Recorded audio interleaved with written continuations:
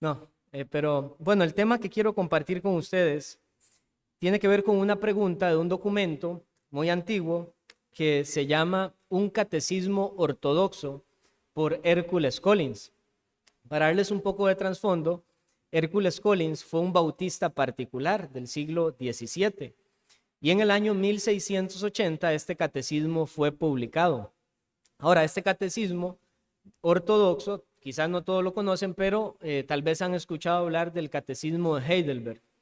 Este catecismo está basado en el de Heidelberg, con algunas modificaciones, porque esta es obviamente una postura bautista particular, mientras que el de Heidelberg era diferente, era presbiteriano más bien.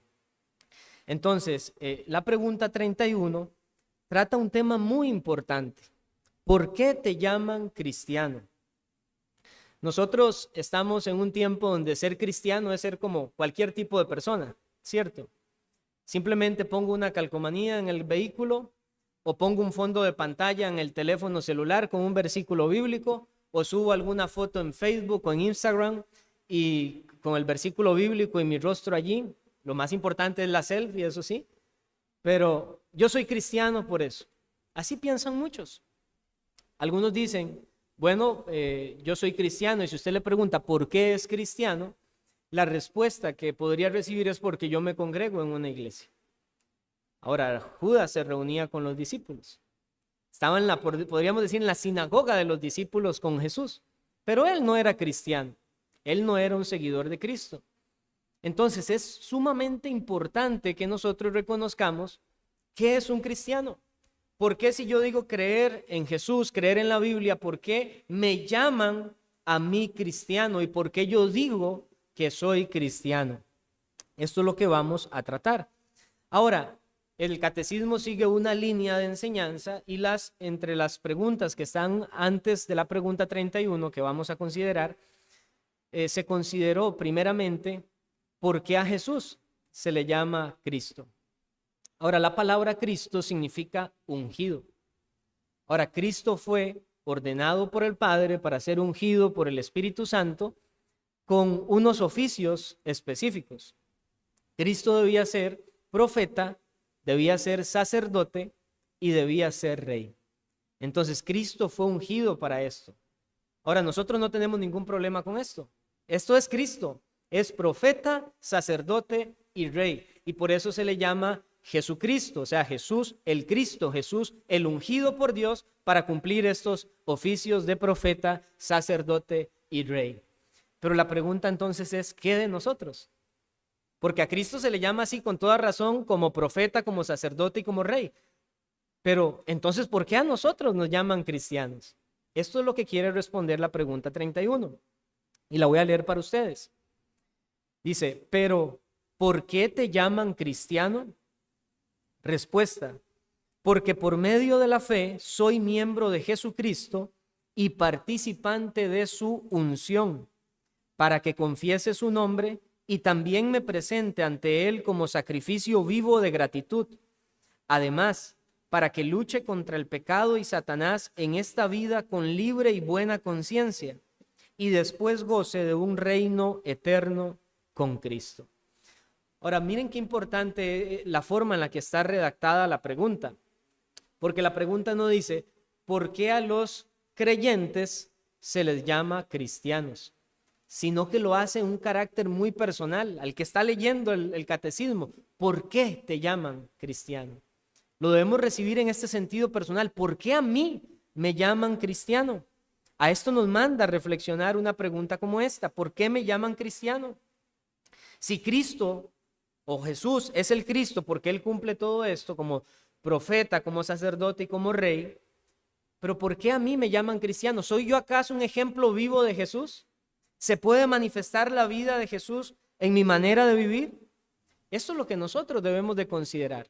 Esta pregunta es altamente examinadora para nosotros y así debemos nosotros considerarlo. Ahora, la clave para comprender la pregunta 31 es esta. Nosotros tenemos una unión vital con Cristo si somos hijos de Dios. Si hemos puesto nuestra fe en Cristo, somos uno con Él. Ahora, esto no nos cabe a nosotros en la mente. ¿Recuerdan la oración del Señor Jesús? Algunos le llaman oración sacerdotal, otros oración apostólica, en Juan 17, cuando Él ora al Padre para que ellos sean uno con Él, así como el Dios es uno con el Hijo. Nosotros uno con Jesús. Hermanos, esto es algo maravilloso. Somos uno con Cristo. Y esto es lo que refleja el hecho de que a los creyentes se les llame cristianos, que somos uno con Cristo si es que en verdad estamos con el Señor Jesucristo. Ahora, este término cristiano no apareció de la nada, ¿sí? No fue que alguien se lo inventó recientemente, sino que es un término que surgió desde el tiempo de la iglesia primitiva, desde el tiempo de los apóstoles. Por favor, vaya conmigo a Hechos capítulo 11.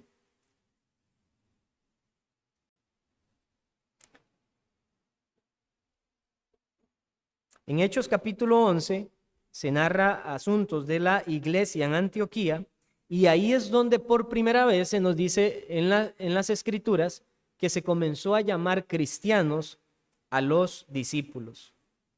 Es muy importante que nosotros examinemos en la Biblia la razón de este nombre y entender así también por qué es válido y es correcto que se nos llame cristianos si hemos creído en Jesús. En Hechos 11, versículos 25 y 26, dice así: y se congregaron allí todo un año con la iglesia y enseñaron a mucha gente, y a los discípulos se les llamó cristianos por primera vez en Antioquía.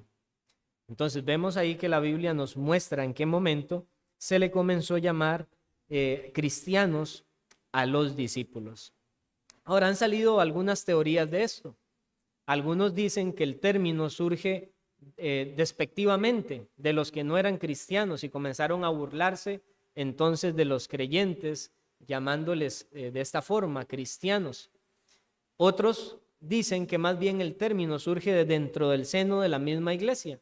Ellos mismos entendían la identificación que tenían con Cristo y entonces hablaban de que ellos eran cristianos, o quizás algún apóstol, algún ministro allí en la iglesia llegó a utilizar este apelativo. No sabemos, no podríamos llegar a una cuestión cierta o dogmática de cómo empezó esto.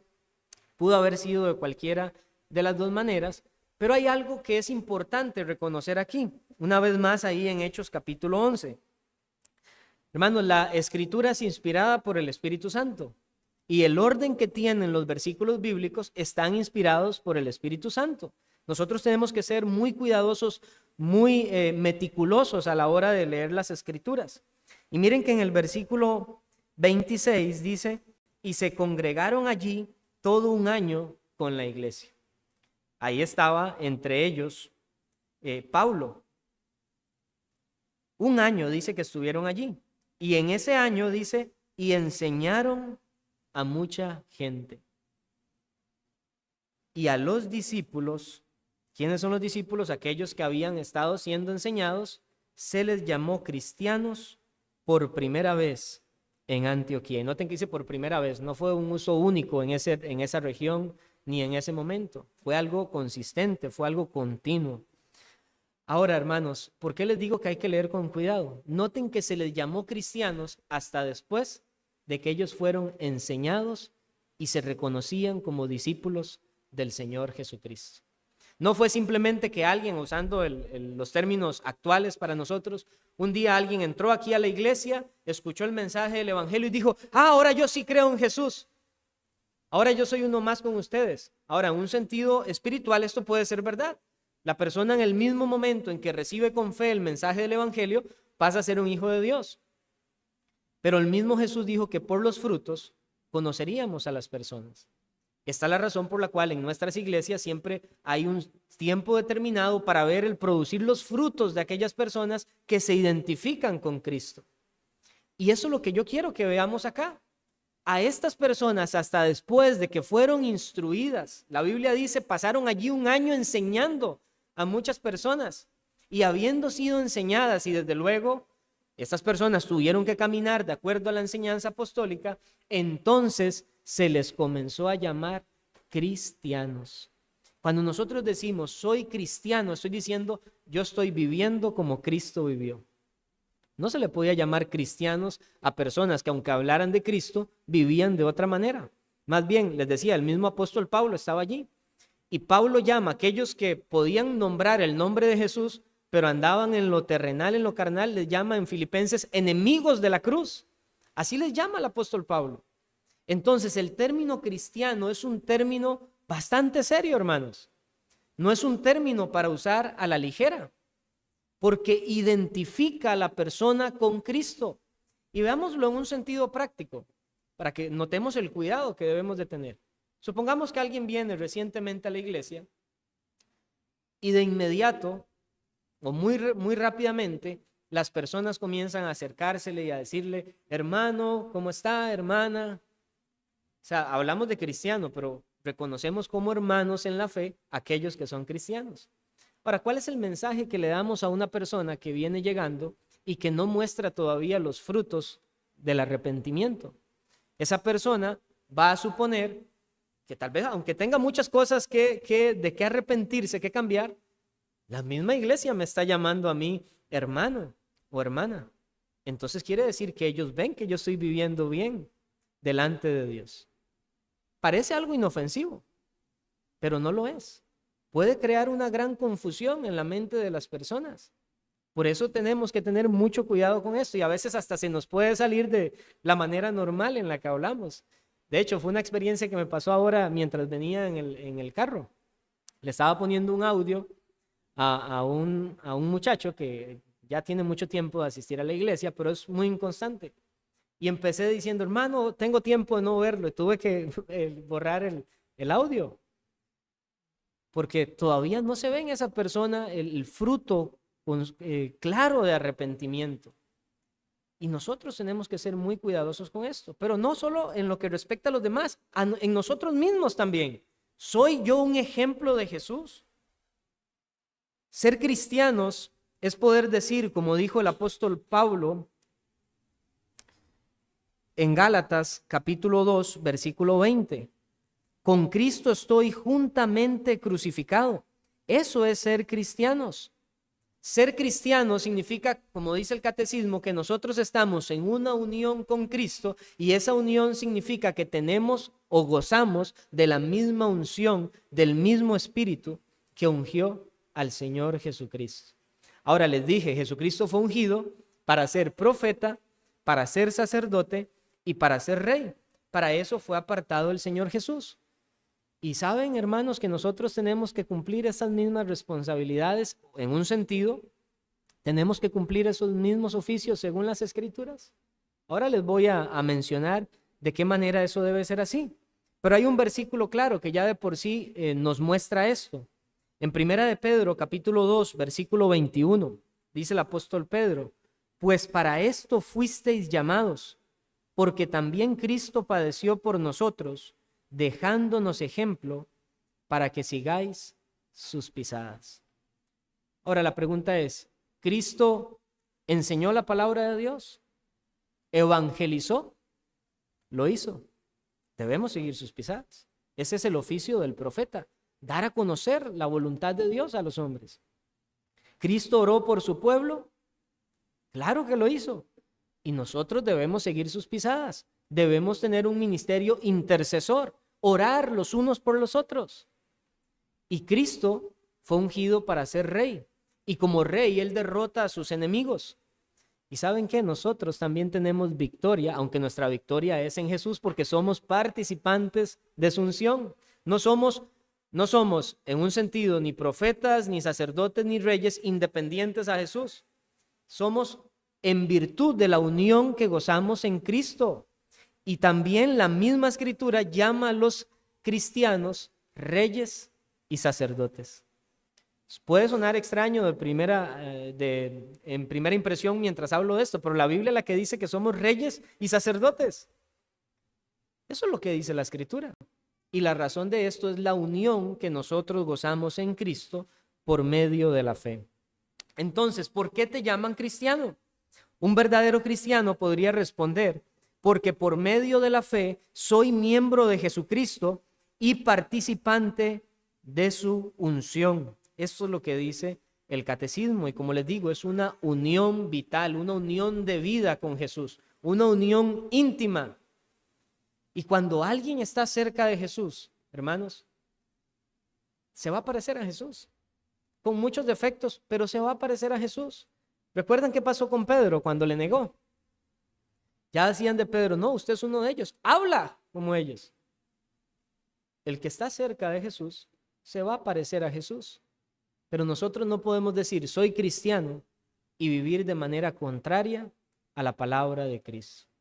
¿Por qué me llaman entonces cristiano? Si lo soy, entonces debo decir, porque por la fe soy miembro de Jesucristo y participante de su unción para vivir en mi carne, por la fe, viviendo de acuerdo a la manera en la que Cristo vivió. Entonces, hermanos, aquí tenemos que Cristo es la cabeza del cuerpo, que es la iglesia. La cabeza dirige al cuerpo. Y nosotros, como miembros de Cristo, por la fe, debemos ser dirigidos por la cabeza, por la doctrina de Cristo. La Escritura también enseña que el que no permanece en la doctrina de Cristo, ese no tiene al Padre, no tiene a Dios. Pero el que permanece en la doctrina de Cristo, ese sí tiene al Padre y tiene al Hijo. Hay un montón de maneras en las que la Escritura trata respecto a lo que es ser cristiano. Y eso es lo que nosotros estamos tratando a la luz de este catecismo. Un cristiano es alguien que está viviendo en Cristo, con Cristo, para Cristo. Esto es un verdadero cristiano, como les mencionaba antes en las palabras del apóstol Pablo. Les voy a leer ahora el versículo completo. Con Cristo estoy juntamente crucificado y ya no vivo yo. Vean, es que es tan claro lo que Pablo dice. Con Cristo estoy juntamente. Esto es unidad, unión. Estoy en unión con Cristo. ¿Y de qué sentido? ¿En qué sentido dice el apóstol Pablo aquí en Gálatas 2:20 que está unido a Cristo? En un sentido de crucifixión. ¿Significa que Pablo estuvo allí en la cruz? No, obviamente que no. Significa que Pablo murió al mundo, murió al pecado en la cruz de Cristo, porque aunque Cristo fue crucificado para cargar nuestros pecados, nosotros en un sentido espiritual es como si hubiésemos sido crucificados con Él, muertos al mundo por la fe que el Señor regala a pecadores como nosotros. Pablo se identifica con Cristo de una manera íntima. Con Cristo estoy juntamente crucificado. ¿Y qué ocurre con el cristiano? Con aquel que en verdad ha sido crucificado con Cristo. Dice Pablo, y ya no vivo yo. Estamos muertos a nuestra propia vida terrenal, muertos a los deseos que antes teníamos, andando en la vanidad de la mente, muertos a buscar simplemente los tesoros terrenales, a buscar simplemente, le venía mencionando a mi esposa esta mañana, que estuve considerando unos jóvenes del colegio mientras conducía, y pensaba en lo ignorante que es un joven, o por lo menos en mi caso lo era, sin conocimiento de Dios, y pensaba que la juventud era una época muy, muy alegre, y en un sentido lo podía ser, pero ¿cuál era la alegría allí? La alegría del pecado, la alegría de la vanidad, la alegría, en mi caso, personalmente hablando, le decía a mi esposa, jugando a ser guapo, jugando a que me vean, a guardar apariencias. ¿Qué vanidad es eso? Pero el que conoce a Dios ya no vive de esa manera, ya no quiere buscar apariencias, ya no quiere ser el centro de atención para que todos los demás estén hablando de él o de ella. El que está con Cristo por la fe, el que es un verdadero cristiano y puede de manera correcta identificarse como tal, es aquel que dice, ya no vivo yo, mi carne ha sido crucificada con Cristo, mas vive Cristo en mí, dice el apóstol. Mas vive Cristo en mí. Es decir, esto es subordinación, abnegación. Rechazo mi voluntad, rechazo mis deseos y ahora vivo por los deseos y la voluntad de mi Salvador Jesucristo. Mas vive Cristo en mí. Ahora, esto no significa que hay una anulación de nuestra personalidad, de nuestra mente, de nuestra vida, no.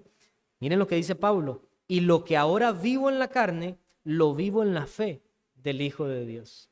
La fe trae una novedad de vida a nosotros y no es que Dios nos anula y estamos siguiendo sus mandamientos de una manera indiferente o no deseando vivir de esa forma, simplemente haciéndolo porque el poder de Dios nos subyuga a eso. Sí, Dios nos subyuga, pero también pone una nueva voluntad en nuestro corazón, de tal manera que vivir por la fe para el que está en unión con Cristo ahora es lo mejor. Y por eso Pablo habla de esta manera: mas vive Cristo en mí, y lo que ahora vivo en la carne, lo vivo en la fe del Hijo de Dios. En resumidas cuentas, Pablo está diciendo: vivo no por vista, sino por fe. Vivo contemplando a mi Señor cada día de mi vida. Vivo pensando: Señor, ¿te agradará esto o no te agradará esto? ¿Te glorificará esto, Dios mío, no te glorificará esto? ¿Edificarán mis palabras si hablo de esta forma o hablo de otra? Eso es lo que está diciendo Pablo. Ahora, yo lo estoy poniendo en aplicaciones, en términos prácticos, pero el punto es tener a Cristo en nuestra mente, en nuestro corazón, y hacer todas las cosas para la gloria de Dios conforme a lo que Cristo hizo. Glorificó al Padre en todas las cosas. Y para eso nosotros hemos sido también participantes de la unción con Cristo, para vivir de acuerdo a Él, siguiendo sus pisadas, como dijo el apóstol Pedro.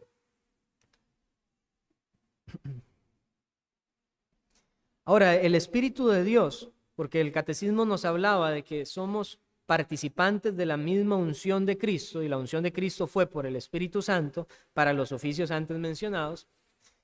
Debemos entonces entender que el Espíritu Santo no es un adorno. El Espíritu Santo no está ahí simplemente para utilizar palabras como: ay, que el Espíritu me guíe, o que Dios me guíe, ay, Espíritu Santo, esto y lo otro.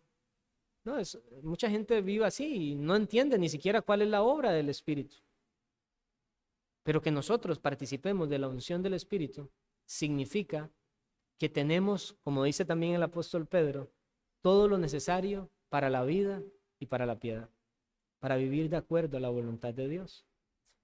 Y la voluntad de Dios es que sigamos las pisadas de Cristo, cumpliendo los oficios que antes les mencionaba de Cristo. Y vamos a verlo también de una manera más detallada. Pero lo que quiero resaltar es que la obra del Espíritu, según la Escritura, es conformarnos a Cristo. No es hacernos a nosotros originales, no es hacernos a nosotros muy diferentes de todos los demás. Más bien, los cristianos deberían parecerse mucho. No estoy hablando en asuntos de personalidad o carácter, pero sí en visión, en la manera en la que piensan respecto a las cosas de este mundo. ¿Por qué? Porque todos los creyentes tienen un mismo espíritu, no tienen un espíritu diferente, tienen el Espíritu de Cristo, participan de la unción de Cristo. Y van a poder haber criterios diferentes de qué color me gusta más usar para vestir, o cuáles son los colores que quiero para las paredes de mi casa, o cuáles son mis aficiones, en qué quiero trabajar, qué quiero estudiar, cosas así. Van a haber muchas, va a haber gran diversidad. Pero en cuanto a cómo vivir en este mundo, tiene que haber una gran unidad. Por ejemplo, da igual si a uno dice: a mi hija le gusta mucho el color rosado y todo lo quiere rosado. No sé si cuando sea grande va a ser igual. Pero puede ser que alguien diga: a mí me gusta, pastor, el color blanco y todo lo hago de blanco. Quiero vestir todos los días de blanco. Después, si le dicen el levita o la levita, allá usted, ¿verdad? Pero alguien puede decir eso y está bien. Y tal vez otra persona dice: no, yo quiero vestir de azul, me gusta el azul y voy a vestir siempre de azul. O alguien dice: no, yo quiero un color diferente todos los días de la semana. Hay diversidad en esto. Pero ¿saben qué no hay diversidad si el Espíritu de Dios gobierna la mente y el corazón de los hombres? En que el vestir, independientemente del color, sea modesto. Que no andemos exhibiéndonos o enseñando nuestro cuerpo. Y ahí es donde les digo, ahí está la unidad, porque todos tenemos el mismo espíritu, la misma forma de comprender cómo vive este mundo, cómo debemos relacionarnos ante este mundo y cómo debemos vivir a la luz de lo que la Escritura nos dice. Hay una igualdad en esto. Y eso es lo que hace el Espíritu, nos va transformando continuamente, renueva el espíritu de nuestro entendimiento para que nosotros seamos cada vez más semejantes a Jesús. El apóstol Pablo en Romanos 8 habla de que a los que antes conoció, a estos también los predestinó, los llamó, los justificó y los glorificó. Pero en medio de eso dice el apóstol Pablo que todo esto fue para conformarlos a la imagen y semejanza del Señor Jesucristo. Por eso, cada vez que decimos yo soy cristiano, tenemos que pensar, ¿en verdad reflejo el carácter de Cristo? ¿Se nota el carácter de Cristo en mí? ¿Una persona mansa? ¿Una persona humilde? Y saben que tenemos una tentación cuando hablo de estas virtudes del carácter, manso, humilde, y pensamos, ¿cómo me relaciono yo con los demás? Pero con los demás es fuera de mi casa, pero en nuestra casa. Esposas, ¿cómo le hablan a sus maridos? Maridos, ¿cómo le hablan a sus esposas? A nuestros propios hijos. El que es padre tiene que reconocer que muchas veces tiene que humillarse delante de Dios y decir, Señor, no he tratado a mi esposa o a mis hijos de la manera mansa, humilde, sabia en que debo tratarlos. Tenemos una tentación a ver hacia los de afuera, pero en nuestra propia casa ahí es donde tiene que reflejarse también el carácter de Cristo. ¿Vivimos como Cristo de esta forma? Recuerdo la historia que contaba el pastor Peter Masters del Tabernáculo Metropolitano en una ocasión. Él hablaba de un hombre, no recuerdo si era un joven, que andaba en cierto lugar y de camino estaba la casa del pastor. Entonces esta persona pensó en ir a visitar al pastor, pero resulta ser que cuando él iba llegando cerca de la casa, escuchó gritos en la casa. Dice el pastor Master que esta persona se fue y no regresó a la iglesia. Él dijo, yo no puedo sentirme ministrado por una persona a la que le escuché actuando así en su casa. Ahora, noten qué triste. Ahora, la historia él no la continuó, pero imaginémonos que tal vez fue una mancha en el carácter de esa persona un único día. Quizás ni siquiera era algo predominante en la casa del pastor, pero ese día particularmente esa persona iba a visitarle y escuchó gritos allí. ¿Saben lo que nos dice la Biblia? Que las moscas muertas afectan el olor del perfume. El pecado es grave, hermanos.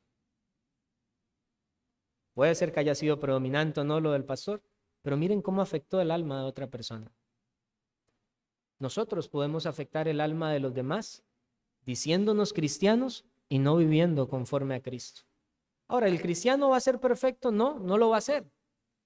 Pero justamente como somos cristianos y reconocemos que nuestro estándar, nuestra regla para medirnos no es ni siquiera el pastor, aunque la Biblia nos dice, vean a los que les predicaron la palabra, imiten su fe, imiten su conducta. Sí, hay un sentido en el que puede ser así, pero cuando examinamos nuestra vida no lo hacemos a la luz de los demás, lo hacemos a la luz de la ley de Dios y sobre todo a la luz de Cristo que cumplió perfectamente la ley de Dios. Y allí, si somos cristianos y vemos eso, reconocemos nuestro pecado. Y la gran diferencia del que es cristiano de corazón, en verdad, y el que lo es solo de nombre, es que el cristiano verdadero reconoce su pecado y va en arrepentimiento. Y cuando tiene que pedir perdón, lo hace. Pero el que es solo de nombre, siempre va a pensar que todo va bien. Siempre va a pensar que aunque guarde algunos pecados, y más si nadie se los amonesta o los exhorta, entonces está bien. Y esto es ser cristiano. Pero tanto el verdadero como el que él lo es solo de nombre va a afectar en alguna medida con su conducta pecaminosa. Y si somos cristianos, entendamos esto. Entonces, hermanos, tenemos el Espíritu de Dios. El Señor nos rescató de la antigua manera de vivir para una vida nueva y tenemos su Espíritu para que seamos cada vez más semejantes a Jesús, más semejantes a Jesús. Hermanos, yo no sé cuánto tiempo en Cristo tiene cada uno aquí de manera particular, pero debiéramos examinar esto.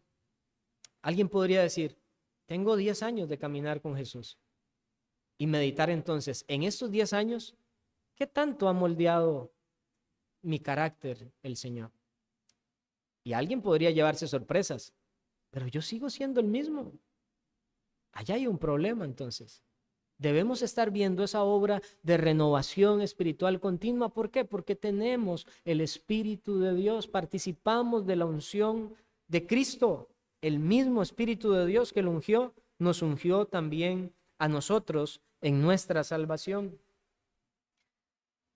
Ahora, entrando propiamente a lo que eran los oficios de Cristo, para lo cual fue ungido por el Espíritu, él fue ungido como profeta, les decía. Ahora, hay una idea muy errónea de lo que significa ser profeta. Hoy en día la mayoría creen que profeta es simplemente alguien que adivina el futuro. Dios me habló que pronto vendrá tu marido y la persona ya era hasta casada. Eso pasa en las iglesias. Y las personas creen que eso es profetizar, simplemente decir cosas del futuro. De hecho, bíblicamente, aunque eso era parte de lo que en ocasiones hacían los profetas, no siempre fue así. De hecho, Juan el Bautista era un profeta. ¿Le vio usted anunciando en la escritura alguna cosa en el futuro, como lo hizo, por ejemplo, Isaías o Jeremías? No, no fue así. Entonces, en el ministerio profético, algunas veces, algunos profetas eran inspirados por Dios para revelar cosas futuras, pero el énfasis de la profecía estaba en enseñar la voluntad de Dios al pueblo. Los profetas eran voceros de Dios para con el pueblo. Por eso es que si usted alguna vez quizás sabe algo de los puritanos, hay un libro de un puritano, William Perkins, que se llama El arte de profetizar. Y es un libro en el que él instruía a los predicadores para saber cómo podían mejorar su predicación. No tenía nada que ver con adivinar el futuro. Entonces, esto debe ser claro. Aunque Cristo obviamente sí dio profecías para el futuro, sin embargo, en lo que quiero centrarme aquí al decirles que somos participantes de la misma unción con Cristo, tiene que ver no con el adivinar el futuro, sino con el ser voceros del Señor Jesucristo, con ser voceros del Evangelio, como veíamos en el versículo de memorización, testificar de Jesús. Eso es lo que nosotros debemos hacer al ser partícipes de la misma unción del Señor Jesucristo. Tenemos la responsabilidad de confesar el nombre de Jesús. Y esto es todos. No es solamente el pastor y los predicadores de la iglesia. No es solamente los hombres. Hombres y mujeres. Y cualquier joven que esté en una verdadera unión con Jesús tiene que dar testimonio de Jesús. Esto ni siquiera debe dudarse. Alguien puede tener luchas, es verdad, con que me da un poco de temor hablar en público. Pero hermanos, ¿quién dice que para hacer evangelismo usted siempre tiene que pararse ahí frente a un montón de personas y hablar fuerte? ¿Quién dice eso? De hecho, muchas personas dicen que por lo menos en nuestro tiempo, el evangelismo más efectivo es el persona a persona, en su trabajo, con sus compañeros de estudio, allí, en casa con nuestros hijos, estar compartiendo el evangelio continuamente. Evangelizar no es simplemente tomar un micrófono en una iglesia y dar un mensaje evangelístico. Es dar testimonio de Jesús con cualquier persona que nosotros tengamos alrededor. Y para esto hemos sido ungidos los cristianos. Miren lo que dice Primera de Pedro, capítulo 2, versículo 9. Este es un pasaje muy conocido y quizás no le damos la atención que merece.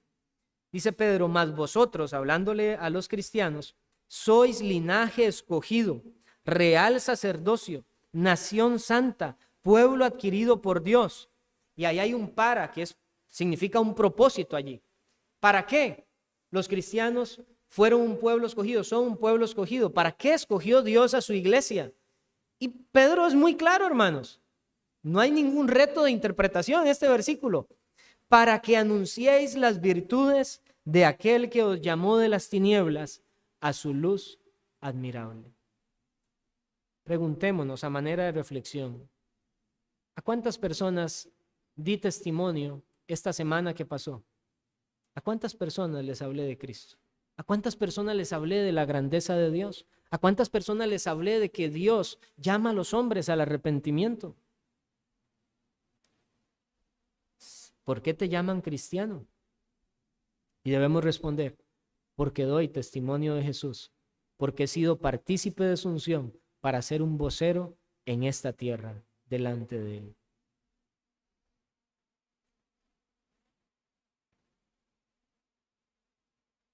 Hermano, yo temo que hay muchos que pueden abrir sus bocas para hablar de muchos temas, menos de Cristo. Pero el Señor unió a su pueblo con Cristo, no para que estén hablando solamente de otros temas, sino principalmente para que anuncien las virtudes de aquel que los llamó de las tinieblas a su luz admirable. Mateo 10, 32 al 33.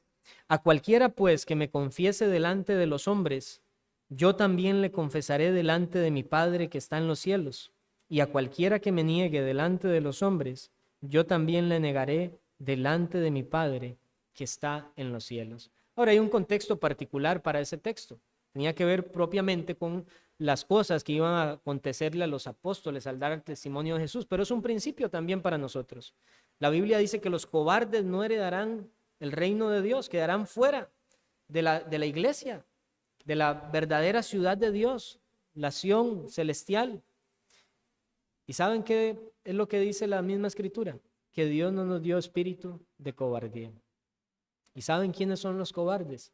Los que no pueden dar testimonio de Cristo delante de otros porque no quieren recibir burlas, porque no quieren ser tachados o rechazados. Son los que les llamo comúnmente los supuestos cristianos camaleónicos. Se mimetizan allí con el mundo. Cualquiera que los ve habla con ellos y si de un momento a otro se dieron cuenta que es cristiano, van a salir palabras como, ay, ¿en verdad usted es cristiano? Si no me dice, no me entero. Eso es una vergüenza. Eso es una terrible vergüenza. Pero nosotros tenemos que dar testimonio de Jesús. También hemos sido ungidos para ser sacerdotes en unión con Cristo. Cristo oraba por su pueblo, nosotros debemos orar por el pueblo del Señor también. Pero Cristo en su sacerdocio no solamente intercedía por otros, sino que él mismo era la ofrenda que presentaba el sacerdote por el pecado. Y a los cristianos de la misma manera no solo se les llama a orar por los demás, orar los unos por los otros, orar sin cesar, sino que también se les llama a presentarse delante de Dios como sacrificio vivo, santo y agradable a Dios. Entonces, igual que Cristo, nosotros debemos presentarnos como un sacrificio vivo de gratitud para con Dios. Y al hablar de que somos ungidos en esa función sacerdotal, debemos pensar qué funciones tenían los sacerdotes en el Antiguo Testamento. No somos sacerdotes en la manera en la que eran en el Antiguo Testamento, pero hay funciones que ellos tenían que nosotros cumplimos de cierta manera. Por ejemplo, la instrucción. No puedo leer los versículos. En Nehemías 8, del 1 al 9, usted leerá que los sacerdotes allí, los levitas, daban a entender al pueblo las palabras de la ley. Como cristianos, si en verdad somos cristianos, vamos a tener una preocupación para que aquellos que se están acercando a Cristo puedan conocer más claramente la palabra de Dios. Y tal vez usted pueda decir, pastor, pero vieras que yo quisiera trabajar en esto, en ayudar a las personas nuevas que vienen a la iglesia a entender más de la Biblia, pero yo mismo tengo que crecer mucho en conocimiento. Y está bien, pero si usted es cristiano, usted tiene el conocimiento básico del Evangelio, porque el Evangelio es la palabra de Dios que nos salva, y para ser salvos tenemos que comprender el Evangelio. Y usted puede instruir a esa persona con el Evangelio. ¿Qué doctrinas del Evangelio hay? Salvación solamente por fe, justicia solamente en Cristo, salvación por la gracia de Dios únicamente y solo a través de Cristo. Las 5 solas que confiesa esta iglesia, usted las domina si usted en verdad ha conocido el Evangelio y ha sido salvo por el mensaje del Evangelio. Y aunque su instrucción pueda ser sumamente sencilla, va a ser muchísimo para alguien que está en una simpleza de mente. Va a ser muchísimo. Y nosotros tenemos ese trabajo que hacer. Tenemos un trabajo de intercesión, de orar por los demás. Si vamos a seguir las pisadas de Cristo, y la Biblia dice en Hebreos 7:25 que Cristo intercede para salvar perpetuamente a todos los que por medio de él se acercan a Dios, él está orando por su pueblo. Lo hace continuamente. Y si vamos a seguir las pisadas de Cristo, debemos orar por la iglesia local, pero también por las demás iglesias del Señor. Debemos tener una vida de oración. El que dice soy cristiano y no ora es una contradicción. No es compatible el cristianismo con una vida sin oración. Es falso, porque nos llamamos cristianos al identificarnos con Cristo. Cristo oraba y nosotros debemos orar. Samuel, ¿se acuerdan ustedes de las palabras de Samuel? Ay de mí si ceso de orar por este pueblo. Así deberíamos pensar nosotros y arrepentirnos al reconocer que no oramos de la manera en la que debemos orar. Tenemos una deuda de amor con nuestros hermanos y más bien no pagamos esa deuda orando, sino que más bien en un sentido espiritual o metafórico nos endeudamos más al no orar continuamente por nuestros hermanos. Y como sacerdotes también debemos adorar a Dios, darle acciones de gracias como lo hacían los sacerdotes. Y todo esto, hermanos, tiene que hacerse en santidad, así como Cristo lo hizo, porque cualquiera puede pararse delante de un grupo de personas a predicar la palabra de Dios. Incluso hay un testimonio de una persona en algún momento que estaba predicando y el mismo sermón que estaba predicando lo convirtió a él. Pueden haber personas en los púlpitos no regeneradas, pero por eso, sea que prediquemos la palabra de Dios públicamente o instruyamos a alguien personalmente, todo debe hacerse en santidad porque eso se requería de los sacerdotes. A presentarse delante de Dios en santidad. La Biblia dice que sin santidad nadie verá al Señor y debemos adorar a Dios en la hermosura de la santidad. Debo ir rápido para ir finalizando, hermanos. Entonces, hemos sido ungidos y participantes de esa unción de Cristo, de su naturaleza divina, para ser voceros de Dios, dando testimonio de Cristo continuamente, pero también para hacer una función profética, una función sacerdotal, de interceder por nuestros hermanos y entregarnos nosotros mismos como un sacrificio vivo delante del Señor. Pero el otro oficio de Jesús es el de ser rey. Bueno, los cristianos también debemos imitar a Cristo en este sentido. El cristiano, hermanos, ha sido ungido para reinar. Apocalipsis 1:6 dice que Dios nos ha hecho reyes y sacerdotes. Pastor, ¿dónde está la corona? Y el trono está en el cielo. Nosotros estamos sentados con Cristo a la diestra de Dios, en lugares espirituales con Cristo, y Cristo está sentado a la diestra del Padre. Ahí está nuestro trono. No es un trono como el que este mundo desea, pero es un trono verdadero, es un trono real. Como rey, el verdadero cristiano, por medio de la fe en Jesús, vence al diablo, vence al mundo y a todos sus enemigos. Primera de Juan 5, del 4 al 5, habla de que la fe que ha sido dada a los hijos de Dios vence al mundo. Esto es lo que vence al mundo, dice Juan, nuestra fe. Porque estamos unidos a Cristo, estamos en Cristo, reinamos con Cristo. ¿Y qué era lo que les dije que en el gobierno de Cristo, en su reinado, qué es lo que Él hace? Según las Escrituras, y lo que está haciendo ahora mismo es poner a todos sus enemigos por estrado de sus pies. Eso decía el Salmo 110. Dijo el Señor a mi Señor, siéntate a mi diestra hasta que ponga a todos sus enemigos por estrado de tus pies. Y Cristo en su ascensión se sentó a la diestra de Dios. Y desde ese momento Él está ahora gradualmente poniendo a todos sus enemigos por estrado de sus pies. Y Él lo hace porque es un rey poderoso. Pero al estar unidos a este rey poderoso y reinar juntamente con Él, nosotros también, por medio de la fe en Cristo, en virtud del poder de Cristo que se derrama en nosotros y emana en nosotros, entonces nosotros vencemos a nuestros enemigos espirituales. Vencemos al pecado, vencemos a Satanás, luchamos contra ellos y lo hacemos con una buena conciencia. Dice 1 Corintios 15:57, mas gracias sean dadas a Dios que nos da la victoria por medio de nuestro Señor Jesucristo. El catecismo al final decía que después gocemos de un reino eterno con Cristo. Ahora bien, no malinterpretemos lo que la Escritura dice. El reino ya lo tenemos. Estamos en el reino de Dios. Por la fe hemos entrado a este reino, ya reinamos con Él. No es que como algunos piensan, los amigos dispensacionalistas, por ejemplo, ellos piensan que el reino de Dios no ha venido, que todavía es algo futuro. Eso no es lo que enseña la Biblia. El reino de Dios ya está entre nosotros. Y si somos de la fe, estamos en este reino.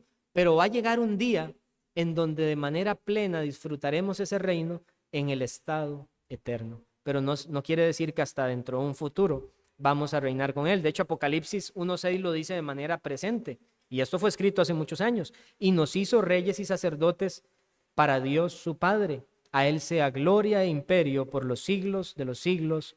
Amén. Y un día, hermanos, al estar reinando con Cristo, veremos el cumplimiento de una de las profecías más grandes y que deberíamos esperar con todas ansias. El día en que el último enemigo sea vencido. Y dice el apóstol Pablo que ese enemigo es la muerte, con la resurrección de los muertos.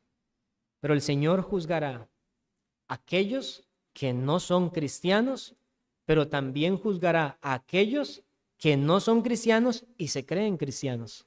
Aquellos que dicen, yo soy cristiano porque asisto a la iglesia, porque soy miembro de una iglesia, porque desde pequeño mis padres me instruyeron en la fe, porque yo no le hago mal a nadie, porque yo leo la Biblia, porque yo oro. Sí, Dios va a castigar eternamente a aquellos que creen que son cristianos solo por eso, pero que no manifiestan en sus vidas una unión real con Cristo, dando testimonio de Cristo, intercediendo por el pueblo de Dios, entregándose como sacrificio vivo y doblegando y obteniendo victoria por medio de la fe en la lucha espiritual contra Satanás y el pecado. Pero a estos que sí son uno con Cristo, verdaderos cristianos, el Señor les dirá, como dice en Mateo 25:34, entonces el rey dirá a los de su derecha, venid, benditos de mi Padre, heredad el reino preparado para vosotros desde la fundación del mundo. Esa es la esperanza que tenemos si en verdad somos cristianos. Resumiendo, hermanos, ¿por qué te llaman cristiano? Decía la pregunta. Bueno, si en verdad somos cristianos, entonces nos llamarán cristianos porque la vida de Cristo se manifestará en nosotros.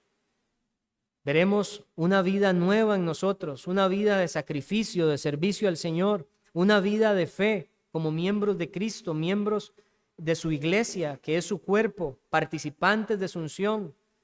Y las personas notarán en nosotros que principalmente, no únicamente, pero principalmente, de nuestros labios emanarán palabras de gracia. ¿Y cuáles son las palabras de gracia que deben emanar nuestros labios? Las palabras de Dios, el glorioso evangelio del Señor Jesucristo. Y ante todo lo que vimos en este estudio, les dejo simplemente una pregunta a evaluar a manera concienzuda. ¿Soy digno de ser llamado cristiano? Esa es la pregunta. Vamos a orar. Señor Dios, damos gracias por este tiempo que nos has concedido en tu palabra. Ruego que bendigas esta exposición que ha sido dada, que nos ayudes a escudriñar cada vez más nuestros corazones y que podamos nosotros, Señor, caminar con fidelidad delante de ti, siguiendo las pisadas de Cristo, siendo transformados por tu Espíritu continuamente, arrepintiéndonos cada vez más de nuestros pecados. Y también te ruego, Señor, que si en medio de nosotros hubiese alguien en un autoengaño espiritual, por medio de esta enseñanza tú obres en su corazón y le llames a tu reino, a tu luz admirable. Que tu gracia sea con todos nosotros, te rogamos en Cristo Jesús. Amén. Dios los bendiga, hermanos.